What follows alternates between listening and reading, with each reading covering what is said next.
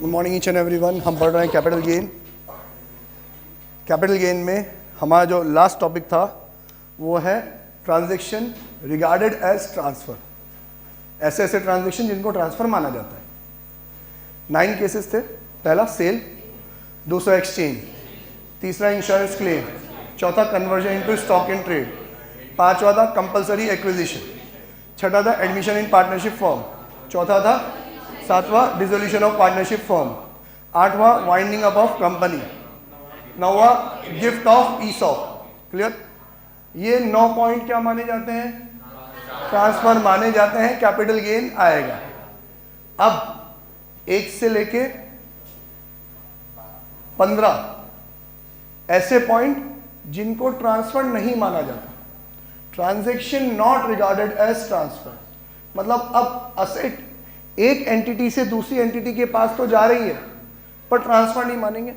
Transfer नहीं मानेंगे से उनका कहने का मतलब है कैपिटल गेन नहीं आएगा। सिंपल। माफ जा सिमरन, जी ले अपनी जिंदगी वाला। ठीक है। तो पहला टोटल और partial partition of HUF. Hindu undivided family partition हो रहा है, या तो टोटल पार्टीशन हो रहा है या किसी एक नालायक को बेदखल किया जा रहा है। अब फैमिली की जो प्रॉपर्टी है वो किसके नाम पे जा रही है? इंडिविजुअल के नाम पे जा रही है, मेंबर के नाम पे। उसको ट्रांसफर नहीं मानेंगे, फैमिली के ऊपर कैपिटल गेन नहीं आएगा। मतलब मेरे पापा, मम्मी, मैं और मेरी वाइफ और मेरी गुड़िया, 5 जने हम। अब बंटवारा हो रहा है, पापा आप अलग रहोगे, मैं अलग रहूँगा। ठीक है। तो फैमिली की जो भी ज़मीन जायदाद है वो बराबर बराबर जो भी है, मेरे को 10%, पापा 90%, जैसा भी है, जो भी फैमिली से अब मेंबर्स के हाथ में जा रही है, तो कैपिटल गेन किसके ऊपर आना चाहिए? फैमिली के ऊपर नहीं आएगा। क्लियर है? ठीक है। नेक्स्ट, अ गिफ्ट और विल और एन इररिवोकेबल ट्रस्ट। तो पहले तो सिंपल गिफ्ट मींस आम जिंदगी। गिफ्ट ट्रांसफर नहीं माना जाता, कैपिटल गेन नहीं आएगा। किसी को भी दो, किसी को भी दो गिफ्ट। ठीक है। अब ये गिफ्ट थोड़ा कॉन्ट्रडिक्टरी है। हम अदर सोर्सेज में गिफ्ट के ऊपर यूं पढ़ेंगे कि आप किसी को गिफ्ट दे रहे हो तो उसके लिए वो क्या मानी जाएगी? इनकम मानी जाएगी। ठीक है। तो वो अदर सोर्सेज में पढ़ेंगे, वहां जाने, उनका काम जाने। यहां पे हम क्या पढ़ रहे हैं कि किसी ए ने किसी बी को गिफ्ट दिया। मैं ये नहीं कह रहा हूं ए और बी रिश्तेदार होने चाहिए, हस्बैंड एंड वाइफ होने चाहिए, फैमिली के मेंबर्स होने चाहिए, कुछ भी हो। ए मैं हूं, जैद बी है, बी मेरा कुछ नहीं लगता, फिर भी मैंने उसको क्या दे दिया? गिफ्ट दे दिया। ट्रांसफर नहीं मानेंगे, कैपिटल गेन नहीं आएगा। अब क्वेश्चन कैसा आएगा? क्वेश्चन आएगा कि ए ने बी को गिफ्ट दिया और बी ने उसको सी को सेल कर दिया। तो कैपिटल गेन किसके ऊपर आ रहा है? अब बी के ऊपर। अबे सी के ऊपर, सी के तो खरीद रहा बेचारा हो, तो बी के ऊपर कैपिटल गेन आ रहा है। इन सारे केसेस में जहां पे ट्रांसफर नहीं मानते, अब ये यूनिवर्सल कंसेप्ट है, सीख लेना एक बार में। कोई भी डाउट हो अभी पूछ लेना। ए ने प्रॉपर्टी परचेज करी, बी को गिफ्ट दे दी। अब ये गिफ्ट हो या फिर सेक्शन 47 का कोई सा भी ट्रांजैक्शन हो, ये सेक्शन अपन को याद रखना है। पहला सेक्शन कैपिटल गेन का section 47, transaction not regarded as transfer. मतलब कभी भी अगर आप ये जवाब दे रहे हो सर इस ट्रांजैक्शन में कैपिटल गेन नहीं आएगा क्योंकि इसको ट्रांसफर नहीं मानते, तो हम लिखेंगे as per section 47 this transaction shall not be regarded as transfer, hence capital gain is not applicable. Clear? ठीक है। तो एज पर सेक्शन 47 जब मैंने इसको ट्रांसफर नहीं माना, उस केस में अब ये ट्रांसफरी किसी और को ये मकान सेल कर रहा है, मकान प्रॉपर्टी कुछ भी सेल कर रहा है, तो कैपिटल गेन इसके ऊपर तो आएगा क्योंकि ये तो सेल हो रहा है, ये तो ट्रांजैक्शन है। अब जब इसके ऊपर कैपिटल गेन आएगा, अब सुन लेना, इसको वो चीज किस में मिली थी? फ्री में। तो इसके लिए अब कॉस्ट ऑफ एक्विजिशन 0 नहीं मानी जाएगी। किसकी मानी जाएगी? प्रीवियस ओनर की। ये बहुत इंपॉर्टेंट कंसेप्ट है अपना। किसकी मानी जाएगी? प्रीवियस ओनर की। और इवन उसका होल्डिंग पीरियड भी कहां से काउंट होगा? जब से प्रीवियस ओनर ने परचेज करके रखा है तब से लेके यहां तक का। समझे? मतलब मान लो इसने 1.5 साल रखा,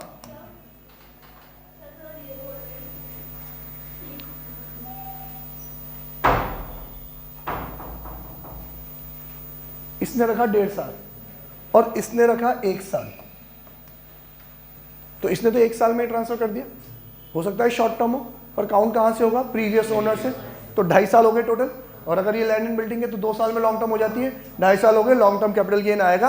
प्रीवियस ओनर की जो कॉस्ट थी उसको आप प्रीवियस ओनर के टाइम से यहां तक का क्या कर सकते हो, इंडेक्सेशन कर सकते हो। ये बात समझ में आ रही है? इट मींस कॉस्ट भी प्रीवियस ओनर की, होल्डिंग भी प्रीवियस ओनर की, इंडेक्सेशन भी प्रीवियस ओनर का। ये तो एक तरीके से पिक्चर में ही हट गया, लेकिन टैक्स कौन देगा? टैक्स कौन देगा? समझ में आया?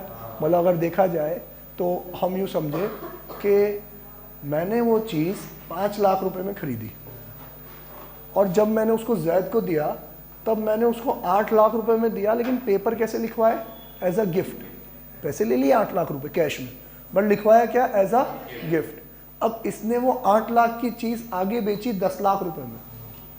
जैद तो क्या सोच रहा है, 8 की चीज़ मैंने कितने में बेची? 10 में। कैपिटल गेन कितने पे आना चाहिए? 2 पे। पर सरकार क्या कह रही है, बच्चे तूने तो गिफ्ट के तौर पे ली थी ना, तो गिफ्ट तो फ्री में मिलता है। अब देखा जाए तो तेरे को तो फ्री की चीज़ कितने में दी तूने? 10 में। पूरे 10 का कैपिटल गेन होना चाहिए। पर फिर भी क्योंकि गिफ्ट हम अपनों को ही देते हैं, तो सर मैंने नहीं खरीदी तो क्या हुआ, मेरे बाप दादा ने तो खरीदी, उनकी तो कॉस्ट लगी थी, वो और मैं तो एक ही हैं, जो भी मिलेगा मुझे उनसे ही तो मिलेगा। तो उनकी भी जो कॉस्ट है ना उसको भी वो कंसिडर करते हैं कि चल ठीक है, तो फिर अब कॉस्ट किसकी लेंगे अपन? प्रीवियस ओनर की। 5 की चीज़ कितने में बिकी? 10 में, 5 लाख का कैपिटल गेन। और हुआ क्या कि साला इसका 2 लाख और इसका 3 लाख, पूरे 5 लाख पे टैक्स किसको देना पड़ा? बी को देना पड़ा। क्लियर? अब ये गिफ्ट से इतना एक्सेप्ट नहीं होता है। गिफ्ट के साथ साथ उन्होंने लिखा है विल या इनहेरिटेंस। दोनों में फर्क समझते हो आप? विल और इनहेरिटेंस में फर्क क्या होता है?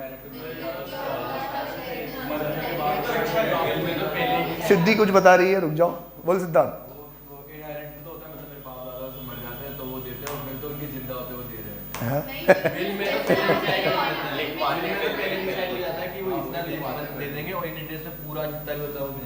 ठीक है, हाँ, और कुछ?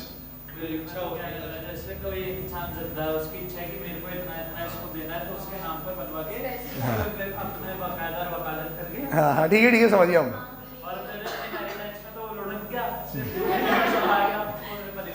ठीक है, ये होती है वसीयत और विरासत। ठीक है, वसीयत में मेरी मर्जी है, मैं जिसको मर्जी पढ़े देना चाहूँ दे दूँ। मतलब मान लो अब्दुल अली सर अपनी वसीयत में सब कुछ रीटा के नाम पे लिख के चले गए। ठीक, घर वाले ढूंढ रहे रीटा कौन है, ठीक है, उनके मोबाइल में से नंबर निकाल रहे, रीटा मिल जाए, तो ये वसीयत। अब अगर मान लो अब्दुल अली सर समझदार नहीं होते, वसीयत नहीं लिखते और एवं ही सर्दी जुकाम में निमट जाते, ठीक है, तो अब वो होता विरासत। तो विरासत किसको मिलती? उनकी वाइफ को और उनके बच्चों को, माँ बाप को, जैसा भी विरासत का लॉ होगा वो। दोनों ही केस में मान लो अब्दुल अली सर जो भी था अपने बेटे के नाम पे करके चले गए, अब उनका बेटा उसको बेच रहा है, और उसको बेच रहा है तो आप गवर्नमेंट ये थोड़ी कहेगी अबे ओ तेरे को तो विरासत में मिला है, तेरे तो कोई कॉस्ट लगी ही नहीं, तो क्या अबे मेरी नहीं लगी तो क्या हुआ, मेरे बाप ने तो छाती कूटी थी, उनकी तो कॉस्ट लगी थी, उसका तो मुझे बेनिफिट मिलना चाहिए कि नहीं मिलना चाहिए? मिलेगा। तो इंडेक्सेशन भी कहां से करेंगे? प्रीवियस ओनर से। कॉस्ट भी किसकी लेंगे अपन? प्रीवियस ओनर की। अभी हम क्या समझ रहे हैं कि ये जो गिफ्ट है ना ये ट्रांसफर नहीं है, तो मिस्टर अब्देली के ऊपर कोई टैक्स नहीं लगेगा। क्लियर है? समझ में आया? ओके, नेक्स्ट केस, गिफ्ट आ गया, विल के साथ इनहेरिटेंस भी आ गया, ठीक है, और अब है इररिवोकेबल ट्रस्ट। अब ये इररिवोकेबल ट्रस्ट में आगे चल के आपको चैप्टर्स में पढ़ाने वाला हूं। इररिवोकेबल ट्रस्ट में क्या होता है? राजू चाचा देखिए आप लोगों ने? नहीं देखी होगी यार, तुम उस जमाने के ही नहीं हो। राजू चाचा अक्षय कुमार नहीं, अजय देवगन की मूवी है, नहीं देखी? उसमें क्या होता है कि एक अमीर माँ बाप कार एक्सीडेंट में निमट जाते हैं, पर उन्होंने ये समझदारी कर रखी होती है कि उनके 3 बच्चे होते हैं छोटे छोटे, तो अब वो बच्चों को तो कैसे प्रॉपर्टी दें, वो तो क्या समझेंगे उसमें, तो उन्होंने एक ट्रस्ट बना दी और उस ट्रस्ट के नाम पे सारी प्रॉपर्टी नाम कर दी और बोला कि जब तक मेरे बच्चे मेजर नहीं हो जाते, 18 की एज को अटेन नहीं कर लेते, तब तक इसमें से इतना सर्टेन इनकम किसको देते रहना? मेरे रिश्तेदार को देते रहना, उनकी केयर टेकिंग के लिए। जो भी मेरा सबसे करीबी रिश्तेदार हो उसको देते रहना इसकी केयर टेकिंग के लिए। और फिर जब 18 के हो जाए तो फिर ये क्या कर देना, सारी चीज़ें किसके नाम कर देना? बच्चों के नाम कर देना, ठीक है। तो उसने अपनी प्रॉपर्टी इस इररिवोकेबल ट्रस्ट के नाम पे कर दी। अब इररिवोकेबल वर्ड का मतलब क्या होता है? इररिवोकेबल, रिवोक करना मतलब तोड़ना, ऐसा ट्रांसफर जिसको आप रिवोक नहीं कर सकते, ठीक है। ऐसा ट्रस्ट को आपने इररिवोकेबल ट्रांसफर कराया तो उसके ऊपर भी कैपिटल गेन नहीं आएगा। समझ में आया? अब आपके ऊपर कैपिटल गेन नहीं आएगा। क्लियर है? एवे ही ट्रांसफर किया है तो आपने किसी को ट्रांसफर किया पैसे लेके तो आएगा ही आएगा। एवे ही इररिवोकेबल में ट्रांसफर किया है। अब इररिवोकेबल की और भी कंडीशंस होती है जो आने वाले चैप्टर्स में मैं समझाऊंगा। कुछ एक दो बता देता हूं। आज यार मान लो मेरी हालत बहुत खराब चल रही थी, ठीक है। अब जैद मुझसे पढ़ के बहुत बड़ा आदमी बन चुका था, ठीक है। वो मेरे से रास्ते में मिला, मैं ऐसे ही बेहाल जा रहा था। अरे सर कैसे हो कैसे हो? मैंने कहा बहुत बुरा हूँ यार, बहुत बुरी हालत चल रही है। अरे सर मुझसे आपकी हालत ये देखी नहीं जाएगी, एक काम करो, ये मेरा हॉस्टल आपके नाम, अब आप रखो इसको, ठीक है। जब तक आपकी हालत सुधर नहीं जाती ये हॉस्टल आपका, इससे जो भी पैसे आए सब आपके। इसने मुझे ट्रांसफ़र कर दिया, ठीक है, आप रखो। क्या बोल के? जब तक आपकी हालत ठीक नहीं रहती, या रखो आप, मैं बोलूँगा फिर वापस जब लेना होगा तब ले लूँगा।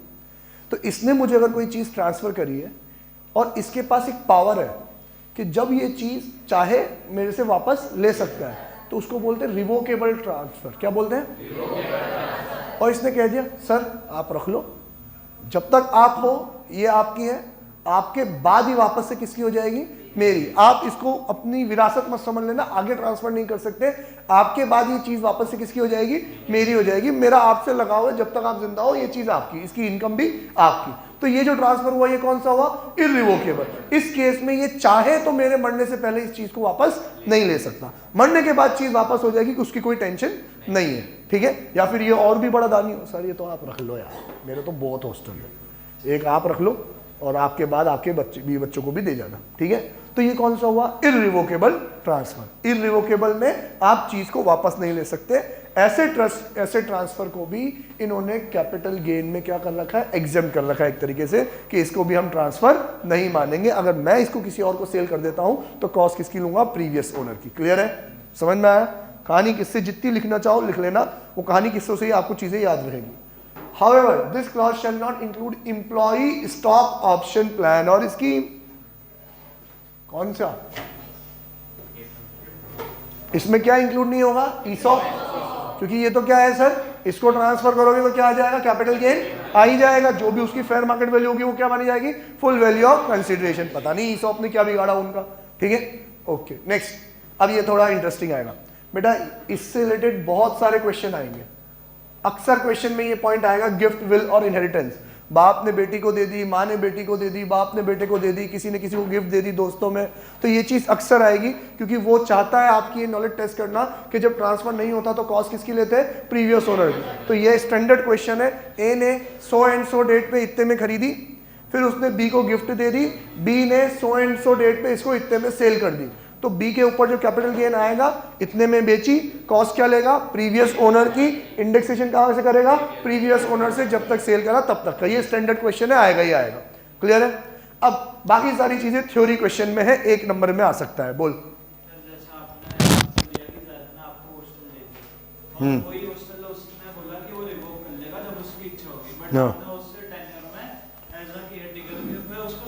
नहीं कर सकता मैं, जो चीज़ मेरी है ही नहीं उसको मैं सेल भी नहीं कर सकता।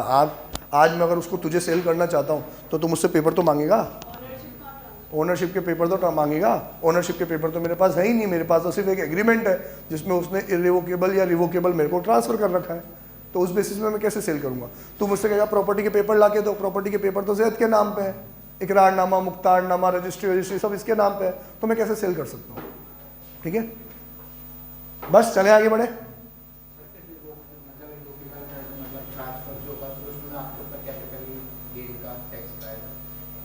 आएगा रिवोकेबल ट्रांसफर होगा, इसने एवं ही दे दी मेरे को 2 साल 3 साल के लिए, ये जब तक इसकी मर्जी पड़े तब तक, तो तब कैपिटल गेन का ट्रांसफर आएगा।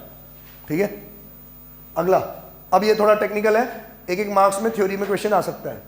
Transfer of capital asset by holding company to its wholly owned Indian subsidiary company. Important word Indian. अब ये सब्सिडरी कंपनी, होल्डिंग कंपनी क्या होती है?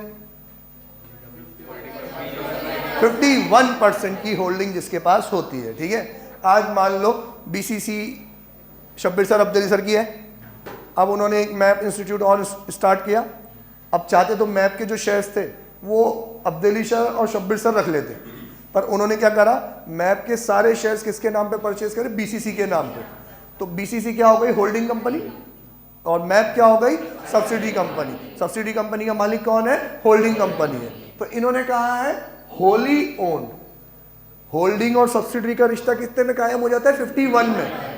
लेकिन यहां पे कौन सी होल्डिंग सब्सिडी की बात कर रही है, जिसमें 100% होल्डिंग कंपनी का शेयर हो, जैसे मैप और बीसीसी। समझे, ओके।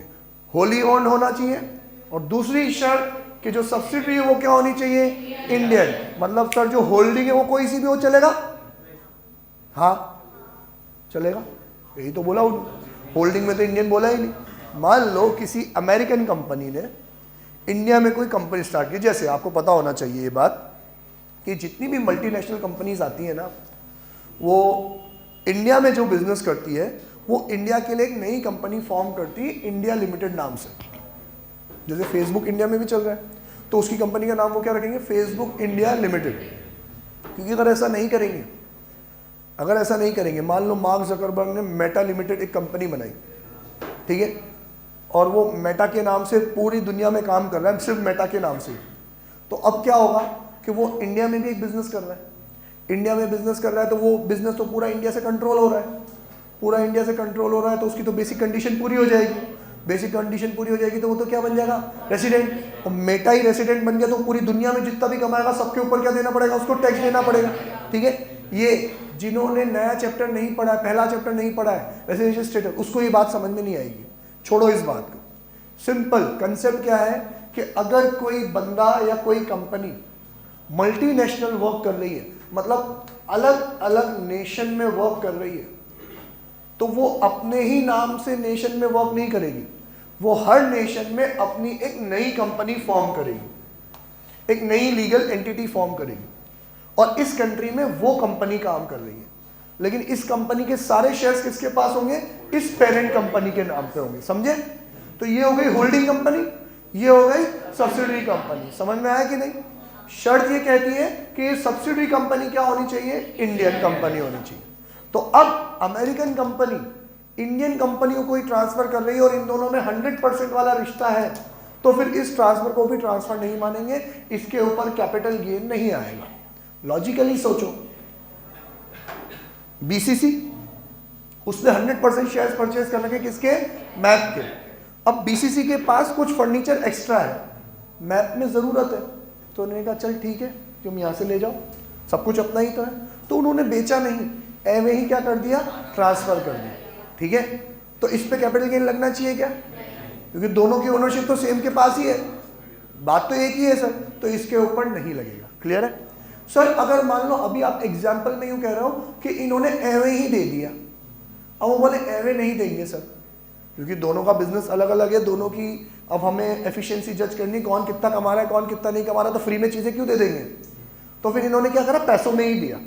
पैसों में ही दिया तो यार मैंने एक ही जेब से निकाल के दूसरी जेब में ही डाला ना, तो भी भले ही पैसों में भी दिया तो कोई बात नहीं, कैपिटल गेन नहीं आएगा। इसलिए ये दो शर्त रखी। पहली शर्त तो क्या रखी कि 100% होना चाहिए, कि पूरी चीज किसकी होनी चाहिए, तुम्हारी ही होनी चाहिए। क्लियर है? तो एक तो 100%, और दूसरी शर्त उन्होंने अपने हित में रखी गवर्नमेंट ने, कि असेट कहाँ रहना चाहिए, इंडिया में। अगर असेट इंडिया से बाहर जा रहा है तो फिर क्या हो जाएगा, टैक्सेबल। मतलब मान लो कि अब यही कंपनी, ये इंडिया में ही है, ये इंडिया में है, ये भी इंडिया में है, इंपॉर्टेंट इसका इंडिया में होना है। अब ये एक पाकिस्तान में है, अब होल्डिंग कंपनी ने एक सब्सिडरी कंपनी को ट्रांसफर करा जो इंडियन नहीं है, तो फिर तो कैपिटल गेन आएगा ना, क्योंकि असेट तो अब इंडिया से बाहर चला गया।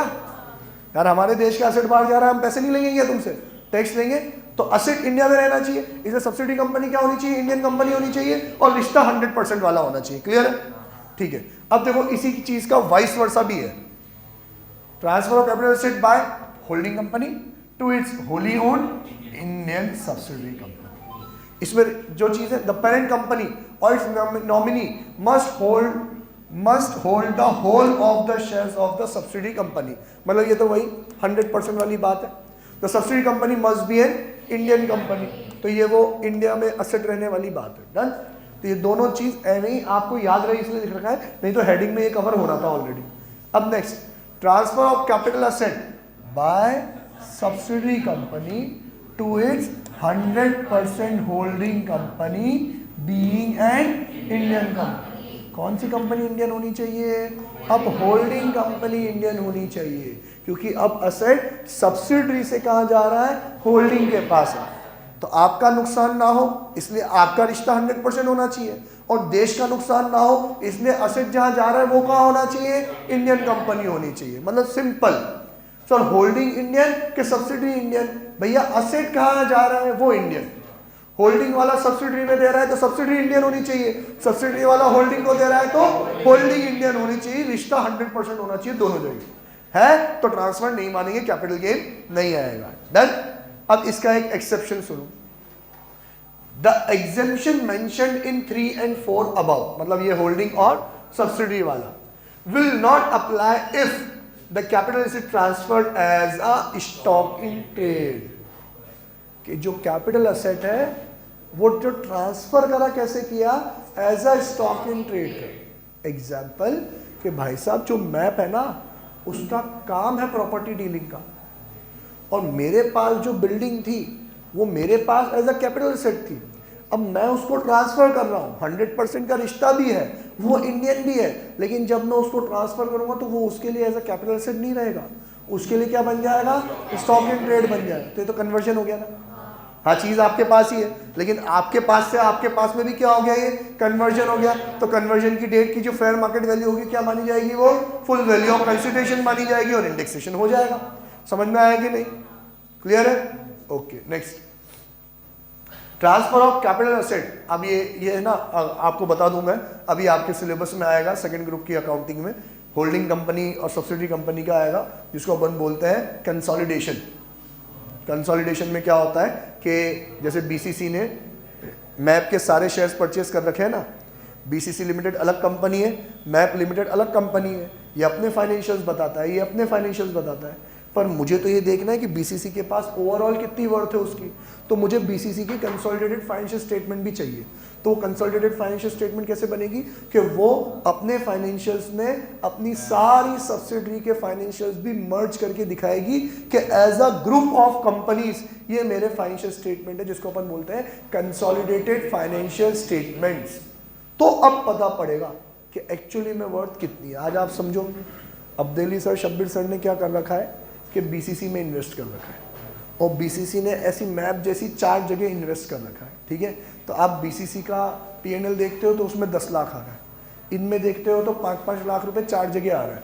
तो ओवरऑल तो आपको पता नहीं है ना शब्बीर सर, अब्दुल सर की वर्थ कितनी है। अब उनका चलो तुम तो कंसोलिडेटेड भी बनाओ, अब कंसोलिडेटेड बनाएंगे तो 10 इसका, 5-5 करके 20 उसका, अब पता पड़ेगा अबे ओ ये तो 33 लाख रुपए कमा रहे हैं, है ना। तो इसलिए कंसोलिडेटेड फाइनेंशियल स्टेटमेंट बनाया जाता है, वो हम बनाना सीखेंगे। ठीक है, फिर अगला है अमालगमेशन, ये भी आपके सेकंड में आएगा।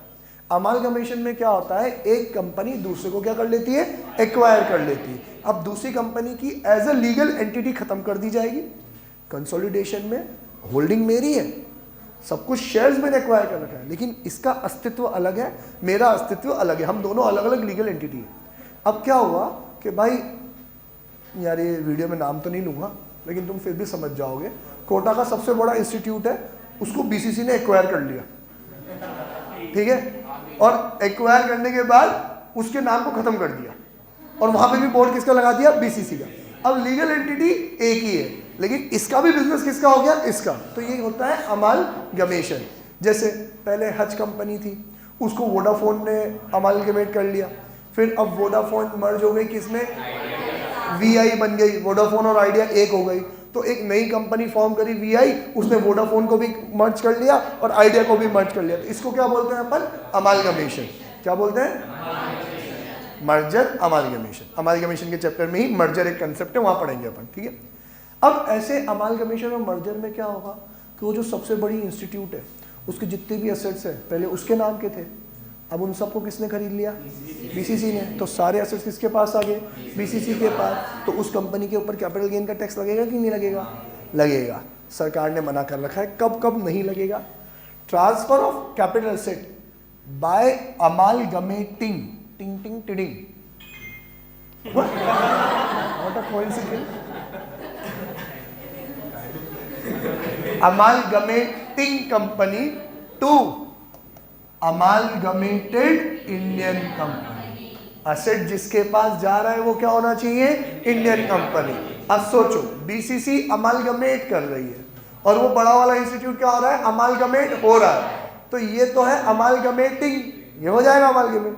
और जो अब नई कंपनी बनी वो क्या है? अमालगमेटेड। ठीक है, तो अमालगमेटिंग के सारे असेट्स किसके पास आ रहे हैं? अमालगमेटेड इंडियन कंपनी के पास आ रहे हैं, तो उन असेट्स पे भी कैपिटल गेन नहीं लगेगा। क्लियर है? Okay next. अच्छा, अब इन सब के आगे हमने है ना ये सेक्शन के नंबर भी लिख रखे हैं।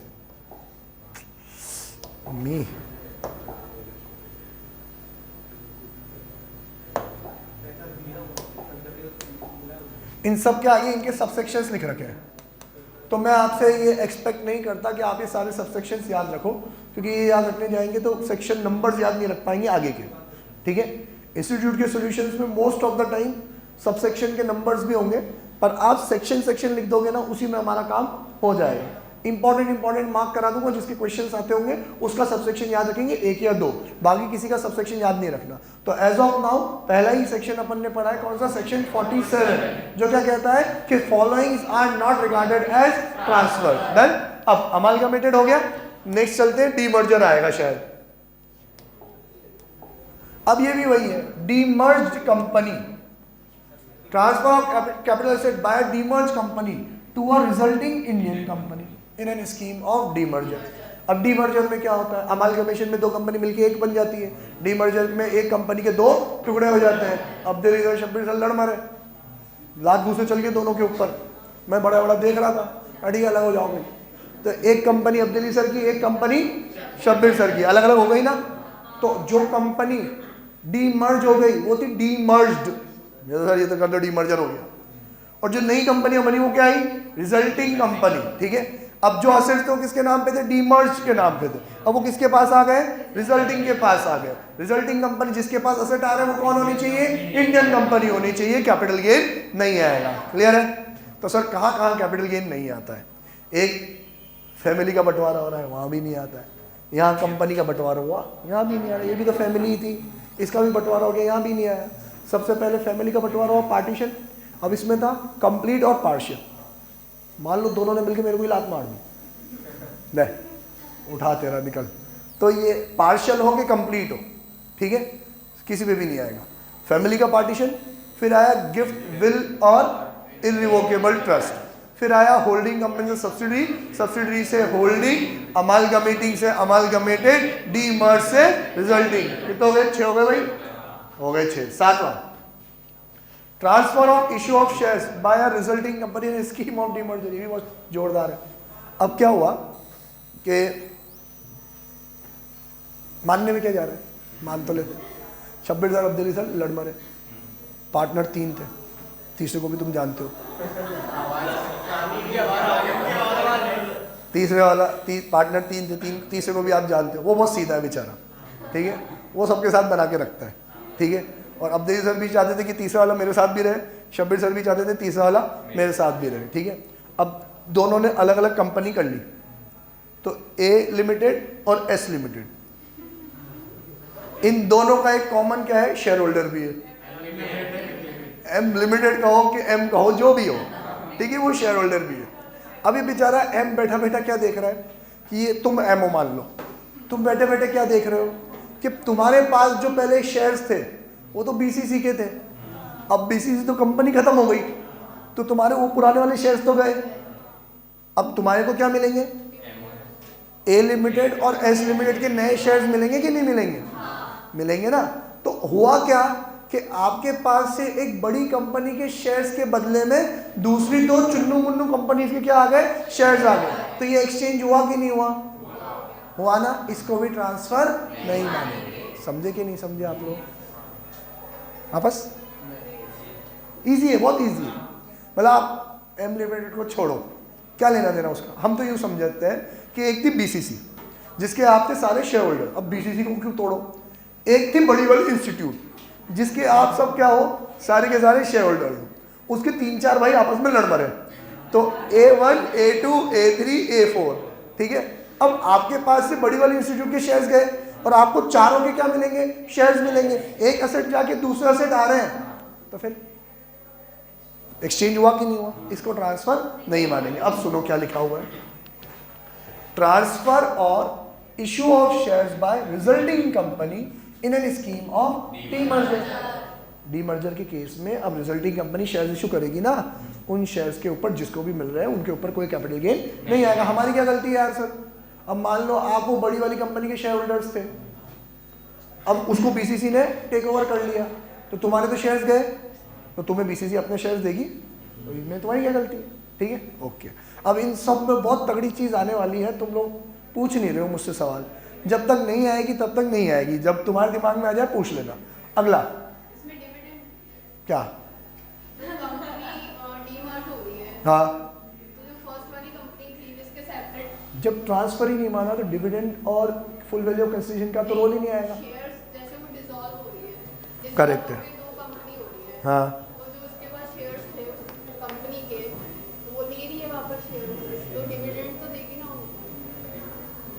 नहीं ना बेटा, आप अब है ना सिनेरियो समझ लो, इसका क्वेश्चन वैलिड है, इसका क्वेश्चन वैलिड है, इसका क्वेश्चन देखो कैसे समझ में आएगा आपको। अब आप यूँ समझ लो, आप सबके पास एम लिमिटेड के शेयर्स हैं, आप ओनर हो एम लिमिटेड के।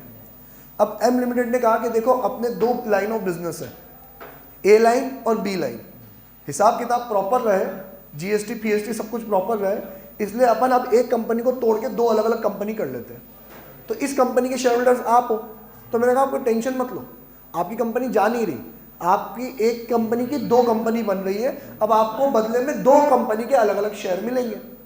जिसके पास ए कंपनी का शेयर था उसको अब A1 और A2 दोनों का एक एक शेयर मिल जाएगा, ठीक है।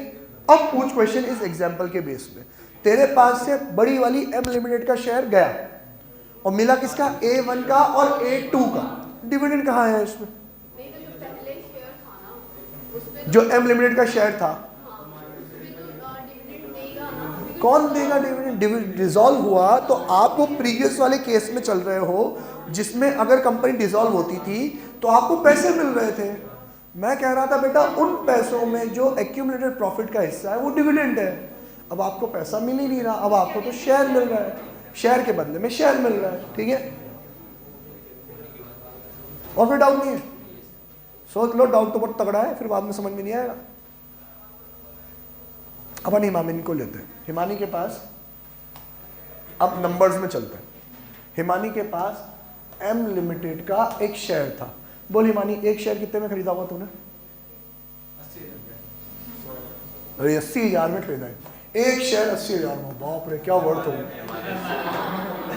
ठीक है, ओके। अब ये कंपनी तो हो गई डीमर्ज, तो इसने अब दो कंपनी ओपन कर ली, ये M1 और एक ये M2, ठीक है, दो शेयर इनको मिल गए, ठीक है। कोई डाउट है? शेयर की प्राइस कितनी होगी सर, क्योंकि अब हिमानी क्या करेगी, ये कह रही कि मैंने तो M1 बिजनेस को देख के ये शेयर खरीदा था, M2 वाले बिजनेस से मेरे को कोई लगाव था ही नहीं, तो इसने इस वाले शेयर को 60,000 रुपीज़ में सेल कर दिया। समझ में आया? एक शेयर ये होल्ड करके बैठी है और एक शेयर इसने सोल्ड कर दिया। अब मैं कह रहा हूँ सर अगर ये ट्रांसफर नहीं है तो फिर तो कॉस्ट ऑफ एक्विजिशन किसकी ली जाएगी, प्रीवियस ओनर की। तो अगर ये कन्वर्जन को ट्रांसफर नहीं माना तो कॉस्ट ऑफ एक्विजिशन किसकी ली जाएगी, प्रीवियस असेट की। वो कितनी थी, 80, उसके बदले में तो मुझे कितने शेयर्स मिले, 2, तो इसकी कॉस्ट कितनी मानूंगा पर्टिकुलर, सब 50-50 मान लें। तो आपको किसने कहा दोनों बिजनेस बराबरी के थे, बराबरी के होते तो ये बेचती ही क्यों। तो फिर हम ये लेंगे नेट असेट के बेसिस पे। किसके बेसिस पे, कि इस कंपनी के जो 100 करोड़ के असेट थे, मान लो उसने ये 100 करोड़ का असेट का डिस्ट्रीब्यूशन किस बेसिस पे किया। अगर मान लो बेटा यहाँ पे तो था 40%, मतलब 40 करोड़, और यहाँ पे था 60%, 60 करोड़, तो 40:60 में इसकी कॉस्ट क्या हो जाएगी, डिवाइड हो जाएगी।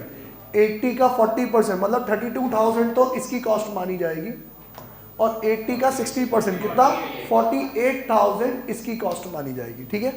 और 48,000 की चीज़ अब इसने कितने में बेच दी, 60 में बेच दी। क्लियर है, समझ में आ रहा है।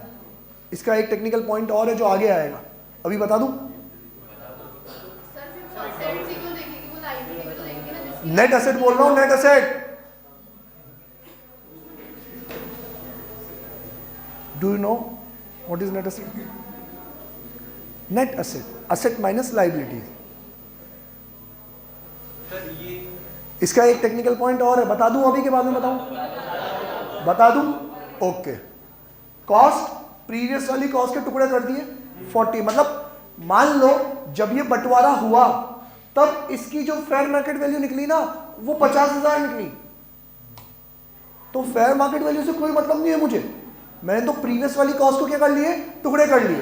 क्लियर है? बहुत लॉजिकल है यार, बहुत सी चीज है कि मेरी एक चीज के दो हिस्से हो गए तो जितने जितने के हिस्से हुए उतनी उतनी मैंने कॉस्ट मान ली, कॉस्ट मान ली। अब मैं कह रहा हूं कॉस्ट भी प्रीवियस ओनर की, होल्डिंग भी प्रीवियस ओनर की। अब होल्डिंग भी प्रीवियस ओनर की है तो जब से इसने खरीदे हैं तब से लेके आज तक का पीरियड काउंट होगा, देखा जाएगा शॉर्ट टर्म है कि लॉन्ग टर्म है। अब मान लो लॉन्ग टर्म हो गया क्योंकि शुरू से काउंट किया मैंने, लॉन्ग टर्म तो हो गया। लॉन्ग टर्म में इंडेक्सेशन होना बनता है, और इंडेक्सेशन कहां से लेते हैं अपन? जब से मैंने कॉस्ट करी तब से नहीं करेंगे, इंडेक्सेशन वहां से नहीं करेंगे, ट्रांसफर तक तो करेंगे, यहां से लेके यहां तक का इंडेक्सेशन नहीं करेंगे। इंडेक्सेशन करेंगे यहां से लेके यहां तक का, क्योंकि बेटा ये शेयर्स है, इन शेयर्स का जन्म ही कब हुआ? जब ये कंपनी बनी तब, जब ये शेयर्स अलॉट हुए तब। जो चीज आप बेच रहे हो वो जब से पैदा हुई है तब से ही तो इंडेक्सेशन करोगे। जब वो चीज एग्जिस्ट ही नहीं करती थी तब से इंडेक्सेशन कैसे कर लोगे आप? समझ में आ रहा है कि नहीं आ रहा? इसको मैं टाइमलाइन से समझाऊं एक बार और? हाँ,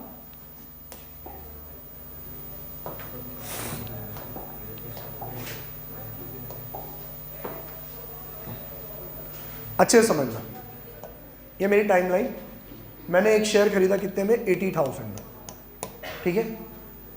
आफ्टर 2 साल 3 साल जो भी हो, मान लो 3 साल बाद कंपनी के 2 टुकड़े हो गए, एक में गया 40%, एक में गया 60%, ठीक है। तो 32,000 और 48,000। फिर मैंने क्या करा, इस 48,000 वाले शेयर्स को आफ्टर 2-3 ईयर्स सेल कर दिया, ठीक है।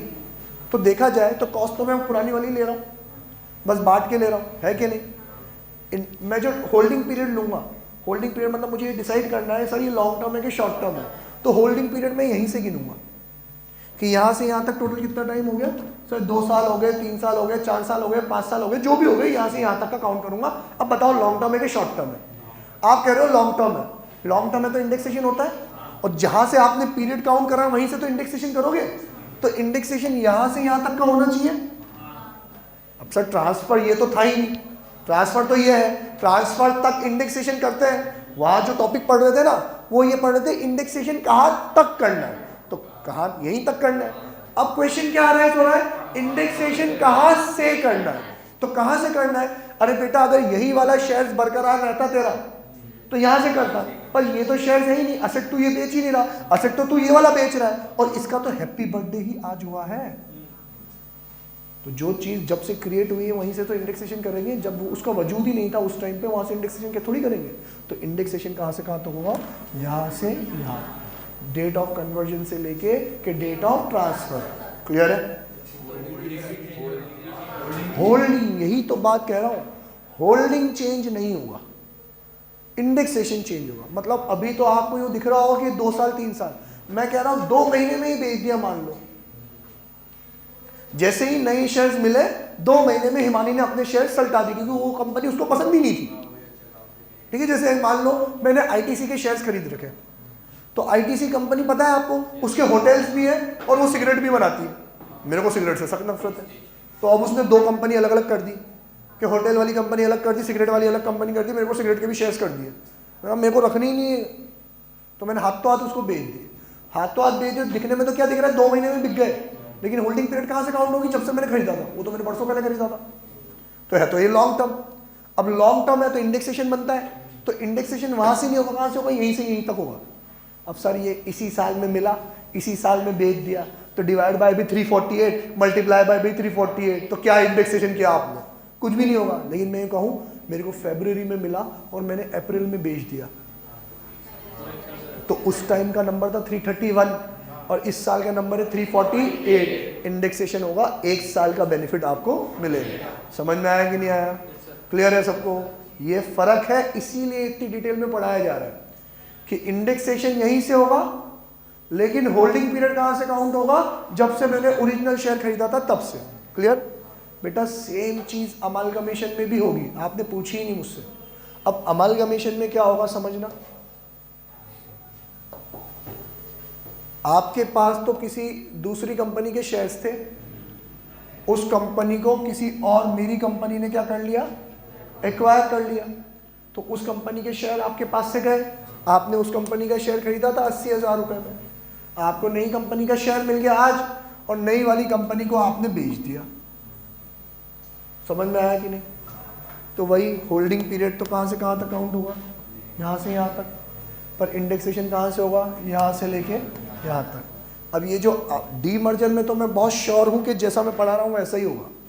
अमालगमेशन में क्योंकि ये जो पॉइंट्स हैं, ये इंडेक्सेशन वाला पॉइंट, ये इनकम टैक्स में स्पेसिफिक कहीं लिखा हुआ नहीं है, तो अलग अलग ऑथर्स अलग अलग ट्रीटमेंट करते हैं, और मेरे हिसाब से आईसीआई वाला दोनों ट्रीटमेंट लेता है अल्टरनेटिव। ठीक है, या मुझे चेक करना पड़ेगा आईसीआई का मॉड्यूल कौन सा ट्रीटमेंट लेता है। हम सीए की अलग अलग ऑथर्स की बुक पढ़ते हैं तो उसमें अलग अलग वो लोग वो लेते हैं ट्रीटमेंट। ये ट्रीटमेंट करेक्ट है। अगर किसी और ने अल्टरनेट ट्रीटमेंट ले रखा है और वो अल्टरनेट ट्रीटमेंट लेने वाला आईसीआई मॉड्यूल है तो सही है, नहीं तो अल्टरनेट वाला ट्रीटमेंट तो बिल्कुल ही गलत है। समझ में आया? तो हम मॉड्यूल के क्वेश्चन देखेंगे उसमें उन्होंने क्या ट्रीटमेंट ले रखा है। ठीक है, ओके। पर अभी हाल फिलहाल हमारा टॉपिक क्या चल रहा है? Transfer not regarded, sorry, transactions not regarded as transfer. अब इन ट्रांजैक्शंस में कॉस्ट ऑफ एक्विजिशन क्या लेनी है, इंडेक्सेशन कहां से करना है, इसका टॉपिक अलग है, वो वहां पढ़ाऊंगा मैं आपको। ठीक है, ओके। नेक्स्ट अगला कौन सा है?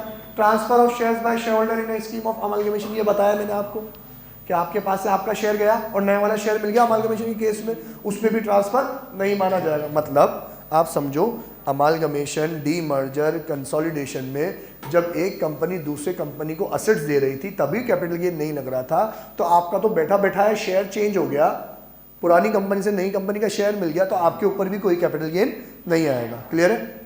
ओके। नेक्स्ट कंडीशन है इसकी, the transfer is made in consideration of allotment to him by any share in the amalgamated company except where the shareholder itself is in amalgamated company. Technical है थोड़ा, करो continue. ठीक है, इनकी एक शर्त है कि जब अमालगमेशन हम पढ़ेंगे ना, तो जब मैं अमालगमेशन आपको पढ़ा दूंगा तब मैं आपको अलग अलग अमालगमेशन के टर्म्स एंड कंडीशन पढ़ाऊंगा। तो टर्म्स एंड कंडीशन में क्या होता है कि मान लो ये है ए लिमिटेड, आप हो इसके शेयर होल्डर्स, ठीक है, और मैं एक नई कंपनी आई और मैंने ए लिमिटेड को एक्वायर कर लिया, तो आपके पास जो शेयर्स थे वो खत्म हो गए। अब मैं आपको क्या करूँगा, मेरी नई कंपनी के शेयर्स अलॉट कर दूंगा। तो यहाँ तक तो ठीक है, लेकिन मैंने क्या करा, शेयर्स के साथ साथ आपको कुछ पैसे भी दे दिए, तो वो गलत है। अब अगर आपको पैसे भी मिले हैं तो फिर तो ये प्योर एक्सचेंज है, इसमें एक्सचेंज वाले रूल एप्लीकेबल हो जाएंगे। पैसे नहीं मिले, सिर्फ और सिर्फ क्या मिला है, बदले में नई कंपनी का शेयर मिला है, तो ट्रांसफर नहीं माना जाएगा। बदले में चवन्नी भी मिल गई तो ट्रांसफर ऑफ मिलाएगा। ठीक है, ये अमालगमेशन वाले चैप्टर में भी मैं बहुत डिटेल में पढ़ाने वाला हूँ। समझ में आ रहा है कि नहीं आ रही टर्म्स एंड कंडीशन? एक और इसमें बारीक वाली कंडीशन है, समझाऊँ? हाँ है हिम्मत, चलाओ। अब क्या होता है, दिमाग लगेगा, देखो मैं बहुत गहरी वाली चीज़ बता रहा हूँ आपको। होता क्या है कि जो कंपनी मैं एक्वायर कर रहा हूँ उसकी वैल्यूएशन अलग है। मान लो उसके शेयर का प्राइस है 85 और मेरी वैल्यूएशन अलग है, मेरी एक शेयर की कीमत है 160। ठीक है, तो अब मैं आपको 85 के शेयर के बदले में 160 का शेयर थोड़ी दूंगा, पर मैं ये करूँगा 2 शेयर के बदले में 1 शेयर दूंगा। पर 2 शेयर भी आपके कितने के हो रहे हैं, 170 के हो रहे हैं। तो अब मैं आपको 1 शेयर दूंगा तो 160 तो हो गए, बचे हुए 10 रुपए के लिए जिसके लिए फ्रैक्शन ऑफ शेयर्स आ रहा है, उसके लिए मैं आपको पैसे देके क्या कर दूंगा, फ्री कर दूंगा। समझे कि नहीं समझे आप? जब तक मेरे शेयर्स के अकॉर्डिंगली डिविजिबल है, मतलब मान लेते हैं कि आपके शेयर की कीमत मानी 85, तो किसी के पास 1 शेयर, किसी के पास 2 शेयर, किसी के पास 1000, किसी के पास 2000, किसी के पास 3000, जिसके पास जितने भी शेयर्स हो उसको मैं मल्टीप्लाई कर दूंगा 85 से, और मुझे अब मेरे शेयर देने, तो मेरे शेयर की कीमत कितनी है, 160, तो जो भी आपका वर्थ आया उसको डिवाइड कर दूंगा 160 से। तो किसी का एग्जैक्ट नंबर आएगा, किसी के नंबर ऑफ शेयर्स फ्रैक्शन में आएंगे। समझ में आया कि नहीं? ये समझ में आ रहा है कि नहीं आ रहा? तो जो फ्रैक्शन है ना, नंबर ऑफ शेयर्स जो है, मान लो किसी क्या है 8520.8, नंबर ऑफ शेयर्स मुझे कितने देने 8520.8, तो 8520 तो शेयर दे दूंगा, 0.8 का मैं क्या दे दूंगा इसको, पैसा दे दूंगा, उसमें प्रॉब्लम नहीं है। पर मैं अगर यूँ कह दूँ कि भाई साहब आपको क्या मिलेगा, हर 5 शेयर के बदले में 2 तो मेरे शेयर मिलेंगे और 100 रुपये कैश मिलेंगे, तो वो गलत है, उसमें फिर कैपिटल गेन आ जाएगा। समझ में आया? मैं कह दूं कि मान लो, अब एग्जांपल यूं है कि जो पुरानी कंपनी उसका शेयर था 100 रुपये का, नई वाली कंपनी का शेयर है 80 रुपये का, तो मैंने यूं कहा कि मैं आपको हर एक शेयर के बदले में एक मेरा शेयर दे दूंगा और 20 रुपये दे दूंगा, तो वो गलत है, उसमें आपके ऊपर क्या आ जाएगा, कैपिटल गेन आ जाएगा। समझ में आ रहा है कि नहीं आ रहा? ठीक है, तो ये क्या बोल रहा है, the transfer is made, transfer जो हुआ ना आपको एक शेयर के बदले में जो दूसरा शेयर मिला, in consideration of allotment of any shares in the amalgamated company. क्या आपका जो पुराना वाला शेयर गया वो किसके बदले में गया, सिर्फ shares of a new company के बेसिस पे गया और किसी चीज के बेसिस पे नहीं गया। ठीक है, except where the shareholder itself is a amalgamated company.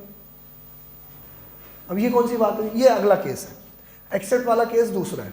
Accept वाला केस क्या है कि वो जो ए लिमिटेड थी ना, उसके 20% शेयर्स तो मैंने ही खरीद रखे थे, अब मैंने पूरे के पूरे 80% भी खरीद लिए, कंपनी मेरी हो गई, खत्म कर दी कंपनी को।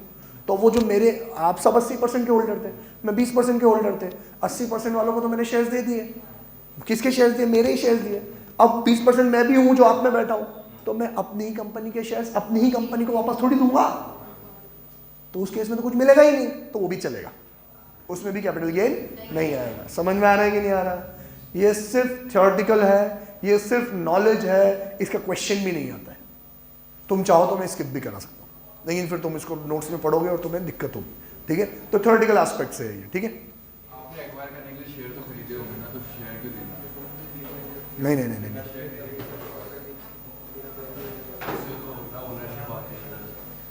ऐसा नहीं है, मैंने शेयर्स नहीं खरीदे, ये मैं क्लास ओवर कर दूं उसके बाद समझाता हूँ, या समझा ही देता हूँ, या फिर इसके सुन के आपको भी डाउट होगा।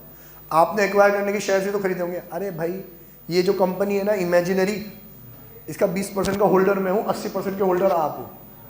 मैंने कंपनी के साथ डायरेक्टर कहा पूरी कंपनी मेरे को बेच दो तुम तो, नहीं सर हम तो डायरेक्टर हैं, ये तो ओनर है, तो अपन एक स्कीम बनाते हैं, इन सब को अपन मेरी कंपनी के शेयर्स दे देंगे और उल्टा 10% ज़्यादा ही देंगे। ठीक है, आप सबसे रेजोल्यूशन पास करवा लिया, और कोर्ट में जाके भी अप्रूवल लेना पड़ता है, ऐसे ही नहीं कर सकते, मनमर्जी का राज नहीं है, तो कोर्ट में भी जाके गवर्नमेंट से अप्रूवल लेना पड़ता है। गवर्नमेंट ने अप्रूव कर दिया कि हाँ भैया सबका फायदा हो रहा है इसमें, अप्रूव कर दिया, तो अब मैं शेयर्स थोड़ी खरीद रहा हूँ आपसे, अब तो मैं कंपनी बंद करके बदले में आपको कोई चीज़ दे रहा हूँ, तो आपको भी दे रहा हूँ और आपके साथ 20% में मैं भी बैठा हूँ, तो मैं अपने आप को अपने ही शेयर्स थोड़ी दूंगा, अपने शेयर्स तो मैं डायरेक्टली क्या कर दूंगा, कैंसिल कर दूंगा। ठीक है, तो ना मेरे ऊपर कैपिटल गेन आएगा ना आपके ऊपर कैपिटल गेन आएगा, क्योंकि मेरे भी 20% के शेयर गए और तुम्हारे भी 80% के शेयर गए। तुम्हें बदले में अगर सिर्फ शेयर्स मिल रहे हैं तो कैपिटल गेन नहीं है, और मेरा शेयर क्या हो रहा है, कैंसिल हो रहा है, तो मेरे ऊपर भी कैपिटल गेन नहीं है। समझे कि नहीं समझे? क्लियर है ये इसलिए इतना डीप में भी पढ़ा रहा हूँ क्योंकि अमालगमेशन का चैप्टर तुम्हें पढ़ाना है मुझे अभी। ठीक है सर, अगर वो 20 रुपये अगर कैश रहेगा तो उसको प्रीमियम मान लो, फिर कैपिटल गेन आएगा? अरे हाँ मान लो ना प्रीमियम, लेकिन कैश नहीं देना है। अरे कैश नहीं देना है, सिर्फ बदले में शेयर्स देना है। कैश आते ही कैपिटल गेन आ जाएगा। ठीक है, कैश क्या कोई और सी चीज भी, एक टेबल चेयर तुम ले जाओ तो भी कैपिटल गेन आ जाएगा, बदले में सिर्फ शेयर्स मिलना चाहिए। ठीक है, now the amalgamated company is an Indian company, क्योंकि जो नई कंपनी के शेयर्स मिल रहे हो कौन से हैं, इंडियन हो, फॉरेन के मिल रहे होंगे तो कैपिटल गेन आ जाएगा भैया। ठीक है, नेक्स्ट नहीं होगा, छोटे छोटे ही हैं, इसमें से 2-3 चीज़ें अब सिंपल आएगा। ये डीमर्जर, अमालगमेशन और कंसोलिडेशन ही आपके लिए नए नए कंसेप्ट है, जो भी आईपीसीसी में ही आपको इंट्रोड्यूस होते हैं, तो उसमें टाइम लगता है, अब नहीं आएगा। Transfer of rupee denominated bond outside India by a non resident to another non resident. हमने क्या करा, फॉरेन डायरेक्ट इन्वेस्टमेंट लाने के लिए, एफडीआई लाने के लिए रूपी डिनोमिनेटेड बॉन्ड हमने क्या कर दिए, इशू कर दिए सरकार ने। तो आप मान लो अब सब एनआरआई हो, ठीक है, कोई कंट्री बोल, न्यूजीलैंड, कोई कंट्री बोल, सिंगापुर, कोई कंट्री बोल, यूएई, ठीक है। तो रुपी डिनोमिनेटेड बॉन्ड इंडियन कंपनीज ने इशू करे एनआरआईज के लिए, ठीक है, नॉन रेसिडेंट के लिए। एनआरआई तो नॉन रेसिडेंट इंडियन होता है, नॉन रेसिडेंट्स के लिए आप सब हो, उसमें से वो बॉन्ड्स इन लोगों ने खरीद लिए। अब इन लोगों ने, न्यूजीलैंड वालों ने जो बॉन्ड्स खरीदे ना, अब वो बॉन्ड अगर वो सिंगापुर या यूएई में किसी और नॉन रेसिडेंट को बेच रहे हैं तो कोई कैपिटल गेन नहीं आएगा, लेकिन वो इंडिया में आगे किसी इंडियन को बेच रहे हैं तो फिर कैपिटल गेन आएगा। समझ में आया? वो इस रुपी डिनोमिनेटेड बॉन्ड का प्रमोशन करने के लिए है, क्योंकि ये चाहते थे कि आप बाहर से भी पैसा बटोर के लाओ। तो वो सोच रहा है अरे यार मैं अभी तुम्हें दे दूंगा पैसे, फिर बाद में बॉन्ड बेचने जाऊंगा तो मेरे ऊपर कैपिटल गेन आ जाएगा, इंडिया में मुझे टैक्स देना पड़ जाएगा क्योंकि ये इंडियन असेट है, ठीक है। तो मैंने कहा नहीं देने की जरूरत नहीं है, ये वाला जो रुपी डिनोमिनेटेड बॉन्ड है ना, ये हमारी सरकार ने माफ कर रखा है कि आप विदेश में ही किसी को बेच दोगे ना, क्योंकि हमें तो बाहर से पैसा चाहिए। बस लॉजिक क्या था कि हमें तो क्या चाहिए, बाहर से पैसा चाहिए। अब हम बाहर से पैसा लिया है, अब वापस आपको देंगे तो कैपिटल गेन आ जाएगा, लेकिन आप बाहर के बाहर में किसी को सेटल कर लो तो कैपिटल गेन नहीं आएगा। तो क्या बोला, रुपी डिनोमिनेटेड बॉन्ड कहाँ बेचा, आउटसाइड इंडिया बेचा, किसी नॉन रेसिडेंट ने किसको बेचा, दूसरे नॉन रेसिडेंट को बेचा, तो कैपिटल गेन नहीं आएगा। Clear? Okay, next, transfer of Indian government security outside India by non resident to another, same ही रुपी डिनोमिनेटेड बॉन्ड के साथ साथ कौन सी, कोई सी भी government security. Redemption of sovereign gold bonds by an individual, sovereign gold bonds, specified gold bonds और गोल्ड डिपॉजिट बॉन्ड, ये तो असेट ही नहीं है। सोवरेन गोल्ड बॉन्ड्स असेट है, लेकिन जब इसका रिडेम्पशन होगा, जब आपको पैसे मिलेंगे तो उसको भी ट्रांसफर नहीं माना जाएगा, ठीक है। ये वापस से प्रमोट करने के लिए, सिर्फ नाम याद रखना है, क्वेश्चन तो मैंने आज तक नहीं देखा इनके ऊपर, ठीक है। नेक्स्ट, हाँ इसके ऊपर मैंने एक आध क्वेश्चन देख रखा है, वो भी थ्योरी में, प्रैक्टिकल क्वेश्चन इसके ऊपर भी नहीं आएगा। लास्ट पॉइंट है, इसके बाद नहीं पढ़ाऊंगा, नहीं दो और छोटे छोटे हैं वो भी। अरे बहुत छोटे बेटा, एक लाइन जितते ही है, इसमें तुम्हें कोई डाउट भी नहीं होगा।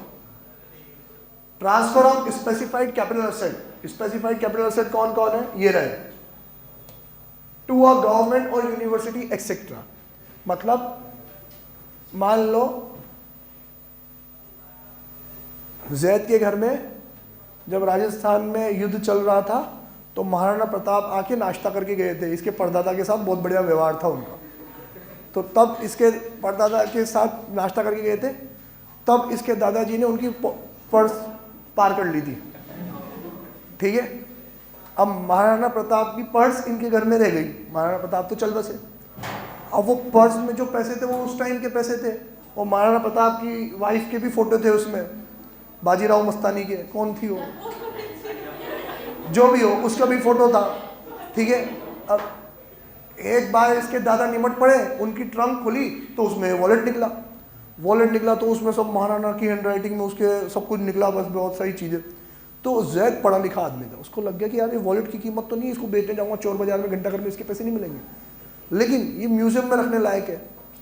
तो इसने क्या करा, गवर्नमेंट को कॉन्टेक्ट किया या गवर्नमेंट की किसी अप्रूव्ड यूनिवर्सिटी को कॉन्टेक्ट किया और ये कहा कि मेरे पास महाराणा प्रताप का वॉलेट है, ये मेरे दादाजी की फ़ोटो खींची भी हमने पार करते हुए उनकी, तो सब है हमारे पास, ये महाराणा प्रताप का है। वो कह रहे हैं कि हाँ दे दो 10 लाख रुपए में दे दो हमको। तो अब अगर आपने ऐसी कोई नायाब चीज़ इस गवर्नमेंट को, यूनिवर्सिटी को, म्यूजियम को, नेशनल इंपॉर्टेंस रखने वाली जगह पे आपने दी है, उसके ऊपर भी कैपिटल गेन नहीं है। समझ में आया कि नहीं आया? ठीक है, तो देख लो, अब सिर्फ पढ़ना बाकी है, ठीक है। और a national museum, national art gallery, national archives or any other public museum institution notified by the central government, important चीज, notified by the central government to be of national importance or to be of renown throughout any state, art of work, archaeological, scientific or art collection, book, manuscript, drawing, painting, photograph और print, ठीक है। मतलब मान लो कि इसकी जो परदादी की परदादी थी, महाराणा प्रताप उनके चक्कर में पड़ गए थे और उसको लव लेटर लिख के भेजते थे, नीचे लिखते थे महाराणा प्रताप, तो ये लव लेटर भी भेज देगा, तो उसमें भी कैपिटल गेन नहीं आएगा। क्लियर है? ओके, नेक्स्ट, ट्रांसफर ऑफ, ये मैं सिर्फ रीड कर रहा हूं, कल एक्सप्लेन करूंगा अगर आपका डाउट आया तो। Transfer on conversion of bonds और डिबेंचर्स इनटू शेयर्स और डिबेंचर। कन्वर्टेबल डिबेंचर्स पढ़े आप लोगों ने, जो डिबेंचर्स इक्विटी शेयर्स में कन्वर्ट हो जाते हैं, तो आपने जो डिबेंचर खरीदे थे अब वो कन्वर्ट किसमें होगा, इक्विटी शेयर्स में। तो आपके डिबेंचर गए, बदले में इक्विटी शेयर्स मिले, एक्सचेंज होना चाहिए पर ट्रांसफर नहीं मानेंगे। क्लियर है? ठीक है। Next, conversion of preference share into equity, एक ही बात है। अगला वाला कल पढ़ेंगे, transfer of capital asset under reverse mortgage. सुनिए ये स्कीम आप लोगों ने, रिवर्स मॉर्टगेज स्कीम नहीं सुनी आप लोगों ने? मतलब मेरे जैसे कुछ नालायक बेटे निकल जाते हैं जो माँ बाप की सेवा नहीं करते, या फिर सेवा करते तो सिर्फ प्रॉपर्टी के लिए, जब तक वो साइन नहीं करा। आप लोगों ने एक ऐड देखी उसकी पेडिलाइट की, वो छत से पानी टपक जाता है, देखा आप लोगों ने? हाँ, वो उसके बाप से बेचारे से 0 बढ़वाता देता है और फिर वो जैसे खुश होके जाता है, यूँ देखता है ऊपर से एक पानी टपक जाता है, वो 1 मिट जाता है, 0 रह जाता है उसका बेचारे का। ठीक है, वो देखी नहीं, ऐड ढूंढ के भेजूंगा व्हाट्सएप से, यूट्यूब से। अब सुनो, ऐसे में क्या होता है कि अब माँ बाप को लग गया कि ये बेटा तो मेरी सेवा कर ही नहीं रहा, या कर रहा है इस घर के लिए कर रहा है, या फिर कोई नहीं कर रहा है, छोड़ो नहीं कर रहा है तो इनके लिए, इन बुजुर्ग लोगों के लिए, सीनियर सिटीजन के लिए सरकार ने एक स्कीम निकाली है। सरकार ने क्या, बैंक वालों ने निकाली है कि भाई साहब आप क्यों किसी के मोहताज होते हो, आपके पास मकान है, किसके लिए छोड़ के जाओगे, इस नालायक के लिए छोड़ के जाओगे क्या, ये तो सेवा कर ही नहीं रहा आपकी। तो आप एक काम करो, ये मकान है ना हमारे पास गिरवी रख दो बैंक के पास, और हम आपको, आप चाहो तो लमसम पैसे दे देंगे, या आप चाहोगे तो किस्तों में पैसे देते रहेंगे, जिसमें आपका दरगुजर होता रहे। ठीक है, नौकर चाकर रख लो आप भले, तो हम आपको किस्तों में पैसे देते रहेंगे। मकान आपका ही है, हम तो एक तरीके से किस्तों में आपको क्या दे रहे हैं, लोन दे रहे हैं, जब तक जियो खूब भोगो। ठीक है, फिर जितना भी आपका लोन आउटस्टैंडिंग हो जाएगा ना, वो मकान की वैल्यू तक ही देंगे, उससे ज़्यादा नहीं देंगे, लेकिन जितना आपका लोन आउटस्टैंडिंग हो जाएगा, अब आप निमट गए, तो अब आपके बच्चे को वो मकान चाहिए, तो हमसे हमारा लोन क्या करते, चुका दे और मकान ले जाए। कितनी बड़ी स्कीम है, मैं तो यही करूँगा। खाओ किसी में मोहताज है, ऐसे नाम जिंदगी भर जो कमा किसके लिए छोड़ के जाए, नालायकों के लिए लड़ेंगे झगड़ेंगे, फिर अलग ये खानदान का नाम अलग खराब करेंगे। तो ये रिवर्स मॉर्टगेज वाली स्कीम है। इसमें भी ये बुढ़ाओं से एसेट कहाँ चला गया, बैंक के पास, या फिर बैंक से वापस किसके पास चला गया, उनके बच्चे के पास, उसमें कैपिटल गेन नहीं आता। ठीक है, बाय टाटा, सी यू।